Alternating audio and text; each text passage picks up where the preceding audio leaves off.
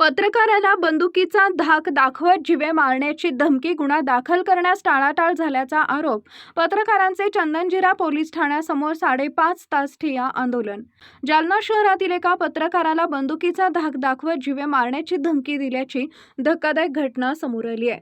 दैनिक जगाचा जगमित्रचे संपादक तथा पत्रकार संतोष भुतेकर यांनी चंदनजीरा पोलीस ठाण्यात दिलेल्या तक्रारीनुसार 2 अज्ञात व्यक्तींनी त्यांना मारहाण करून धमकावल्याचा आरोप केला आहे। तक्रारीनुसार मंगळवार दिनांक 2 जून रोजी रात्री सुमारे 11 वाजेच्या सुमारास कार्यालयातील काम आटपून घराबाहेर पाळीव कुत्र्याला फिरवण्यासाठी गेले असता 2 अज्ञात व्यक्तींनी त्यांना अडवलं।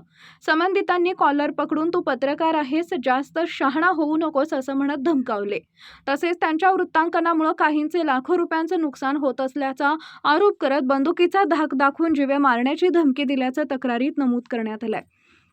यावेळी पत्रकार भुतेकर यांचा पाळीव कुत्रा त्यांच्या दिशेने धावत गेल्यानं आरोपींनी पत्रकाराच्या हातावर मारहाण केल्याचा आरोप आहे। त्यानंतर दोघेही घटनास्थळावरून पसार झाले। जखमी अवस्थेत भुतेकर यांनी पोलिसांकडे धाव घेतली असता आज बुधवार दिनांक 3 जून रोजी त्यांनी पत्रकार संरक्षण कायदा 2019 अंतर्गत चंदनजीरा पोलीस ठाण्यात अधिकृत तक्रार दाखल केली।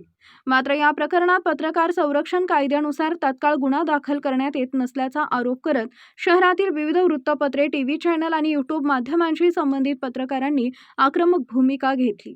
पत्रकार संरक्षण कायद्यानुसार गुन्हा दाखल करण्याची मागणी करत शहरातील अनेक पत्रकारांनी चंदनजीरा पोलीस ठाण्याकडे धाव घेतली। पोलीस ठाण्याच्या परिसरातच पत्रकारांनी ठिय्या आंदोलन सुरू केले। सकाळी 12 वाजल्यापासून सायंकाळी 5:30 वाजेपर्यंत विविध वृत्तपत्रे, टीव्ही चॅनल आणि यूट्यूब चॅनलच्या पत्रकारांनी पोलीस ठाण्यासमोर ठिय्या आंदोलन करत प्रशासनाविरोधात तीव्र नाराजी व्यक्त केली।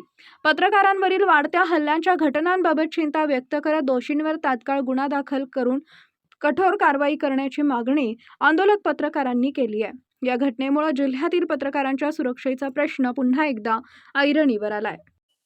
प्रकरण असं आहे की मी घराच्या बाहेर आलो रात्री 11 वाजता। माझ्याकडे डॉगी आहे, तर तो घेऊन फिरण्यासाठी। तर 2 इसमांनी येऊन मला पाठीमागून बंदूक लावली आणि सांगितलं, तू खूप वर्षभरापासून लालाच्या बातम्या लावतो, लालाच्या बातम्या लावतो, तुला गोळी घालूनच हे करतो, अशी धमकी देऊन मग माझा कुत्रा त्यांच्या अंगावर गेल्याने ते पळून गेले आणि मी तिथून पळ काढला आणि नंतर मी चंदनजीरा पोलीस ठाणे गाठलं। या ठिकाणी मी तक्रार दिली। तक्रारीवरून आज पत्रकार संरक्षण कायद्याअंतर्गत गुन्हा दाखल करण्यात आलेला आहे।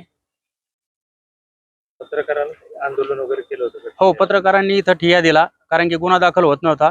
सकाळपासून जवळपास म्हणजे सगळेच पत्रकार 10-11 वाजल्यापासून इथं आलेले होते। आतापर्यंत गुन्हा दाखल नव्हता, तर 5-5:30च्या नंतर गुन्हा दाखल करून घेतला त्यांनी।